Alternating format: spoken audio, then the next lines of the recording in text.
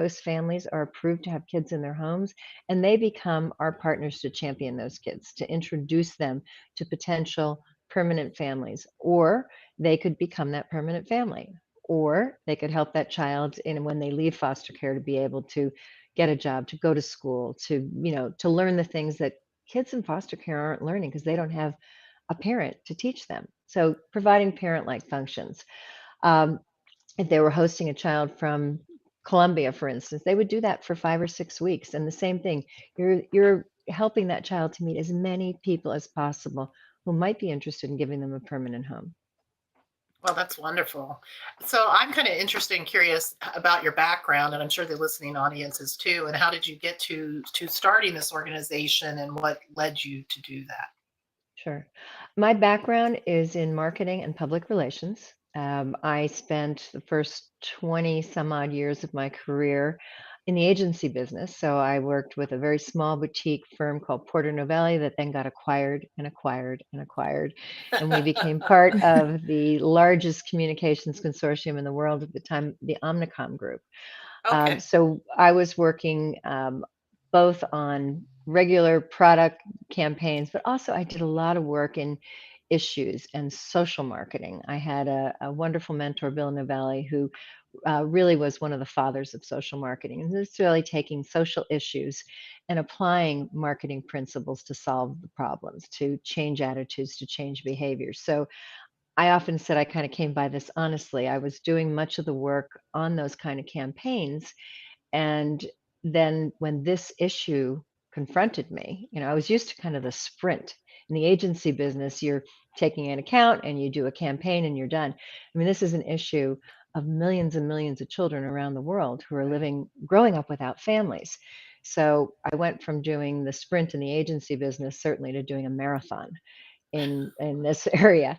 And the biggest difference, I think, was I was able to use all of the things that I learned in marketing and management when I started KidSave. The one thing that was very, very different is the money. Right. We used to have these huge campaigns to do things, and we started with very little. And of course, our responsibility as a not-for-profit is to use every dollar we can, to benefit the children that we're serving. So you never have enough to do what you want to do. Yeah, For sure, exactly. for sure. We know that too. Right. So how can CSweet support you in this and best work with you besides doing a podcast? Can we tell your podcast listeners about our NFT? We should be talking about that. Yeah, let's talk about NFTs.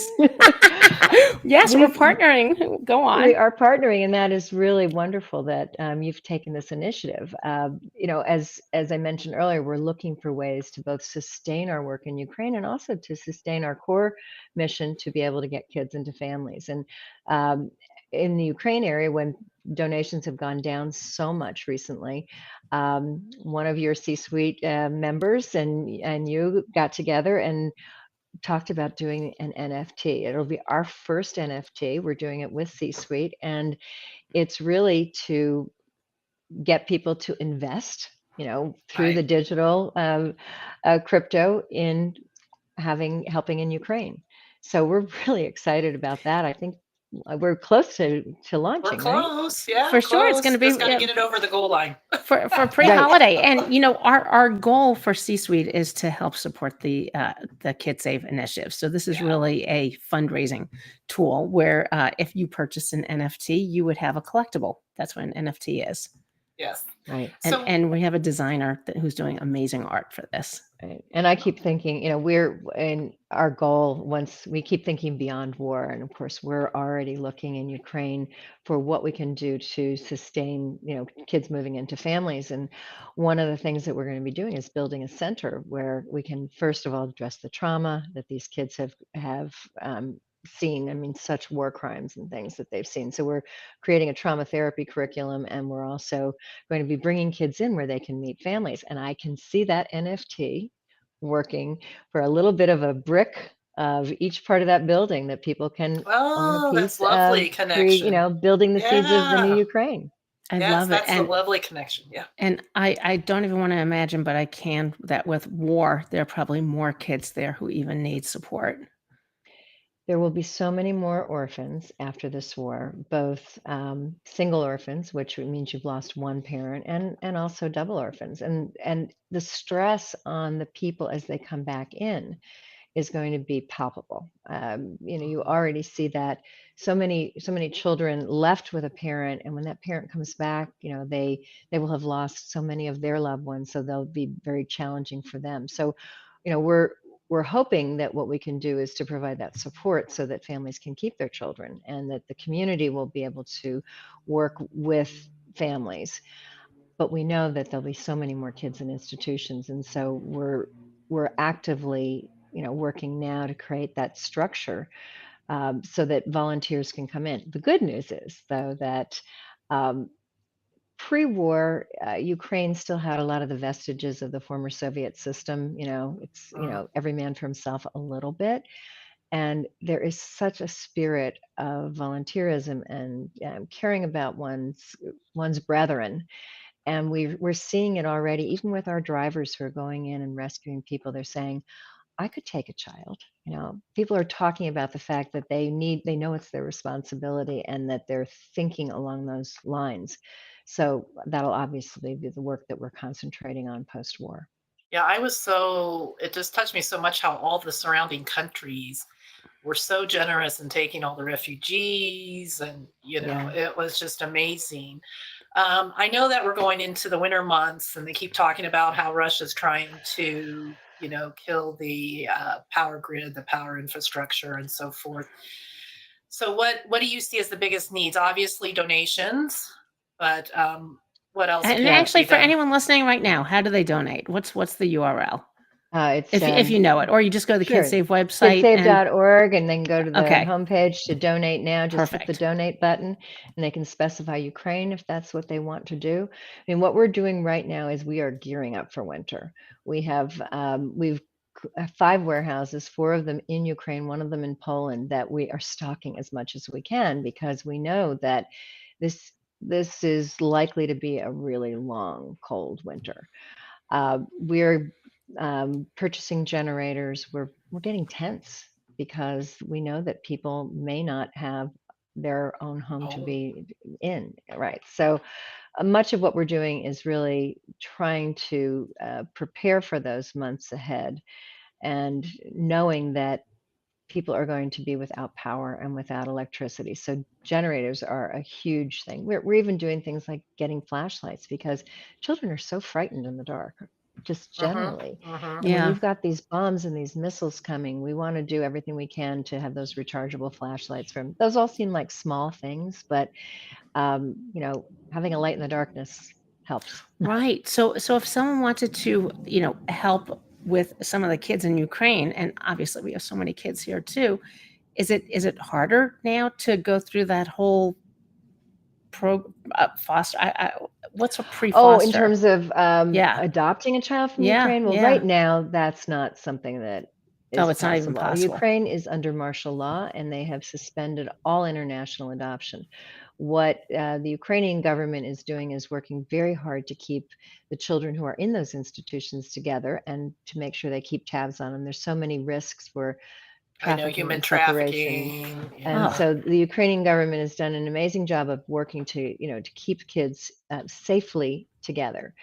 Um, at this point, there's no international adoption. Yep. And in Ukraine, there are many families that would like to bring children in. So I think we have to see what happens after the war. I mean, nothing is off the table, I think, because we have to remain fluid in this situation. We've got to make sure that we can pivot as we need to. Our goal would be to have children in Ukraine with Ukrainian families, if that's possible. It's always our goal that kids can stay in their own country, and as close to, with their own families or their kin if they can. And when they can't, then we look for new families for them, or new connections. So we'll be taking that same approach in Ukraine, first looking to try to keep kids in families, get them back to families. When we can't do that, Ukrainian families, and if not, then we'll be looking to move them to other countries, including the United States, perhaps. And there are many people who, I think that around the world, the hearts have been touched with this conflict, and there are many, many people who would open their homes to a child. Oh, I Yeah, think for first so things sure. too. first. For sure. And even before that, now you need money for all the food for all the people that you're supporting. The 35,000 people you're feeding a Every week. week, every week. We provide them with food kits. We have volunteers that are packing up the kits. Then we go to depots, but we also go into the communities and into the areas where disabled people and people who are in the combat areas that cannot leave are living, so that we're making sure that areas that are typically not delivered to are getting the food. Hmm. Yeah. So I'm going to go to KidSave as a whole, as the organization as a whole. Are you in every country, or what's your breadth? Well, Yeah. we have dreams. Okay. We would We like to support them. be, we're in the United States, we're in Right. South America, in Colombia. We worked in Russia for many, many years. Wow. We worked in Russia for 16 years before leaving a program with a local organization to manage it. We're in Sierra Leone and we're in Ukraine. Um, we're not trying to be the biggest organization around. What we're trying to do is to get our model out. And our model is you take children that people are not typically thinking of. They're usually older kids.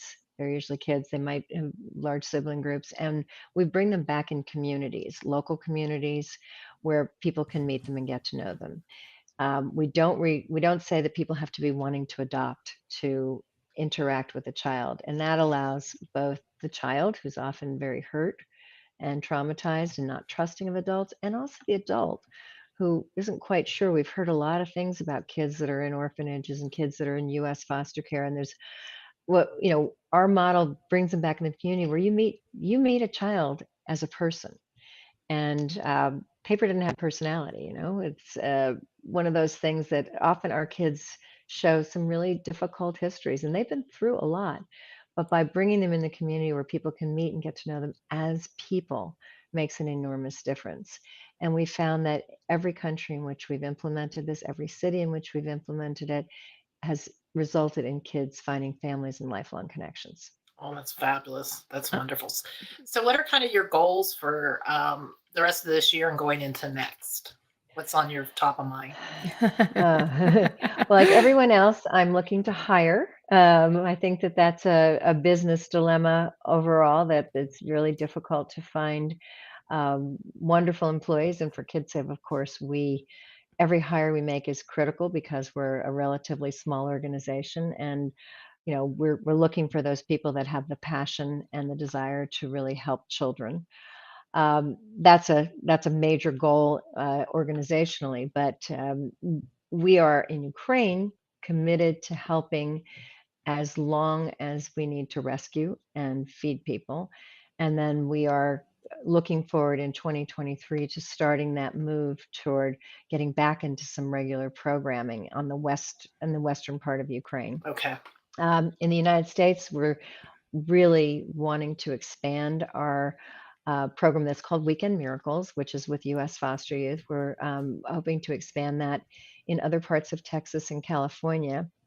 And if any of your listeners are in another area, another state where they think there's a significant child welfare problem, then please, if you have contacts there, give us a call. We'd love to go in and bring this model to other areas because it works to get kids into families. Fabulous. Just such amazing work you're doing. So Randi Thank you. Thompson, CEO of KidSave, thank you. We have so enjoyed talking to you, finding out more about KidSave and how we can all support the work you're doing. Thank you. And thank you to CSweet for being such a great partner as well. Really Oh, appreciate and it. we just want to get better and better with you. So, so tell us your website one more time, and then Beth is going to thank our sponsors. Our website is KidSave, and you can also go to KidSave Stand with Ukraine. If you put that in, you'll find updates from us regularly on our work in Ukraine. Thanks. Oh, fabulous. Fabulous. So we want to thank our sponsors, Google, RSM, a large accounting firm, Manette, a global law firm, City National Bank, Interpublic Group, and Amplify Professional Services, an executive search and IT consulting firm. So thank you to our sponsors. They make this possible. And thank you for listening. Hit the subscribe button on Apple, Spotify, LinkedIn, anywhere you find your podcasts. Leave us a review. Thumbs up, please. It helps the algorithms. And do follow us on social media, LinkedIn, Twitter, Instagram, etc. We love hearing from you. Send Beth an email, okay? Beth at CSweet, CSweet.org. And check out our website, become a member, www.csweet. Thank you again for listening. Thank you, Randy. Look forward to the KidSave NFT. And yes, we'll be telling you more about it. And actually, maybe we do a quick podcast, though, a quick LinkedIn thing when we launch that too. Okay. I love it. Fabulous. All right.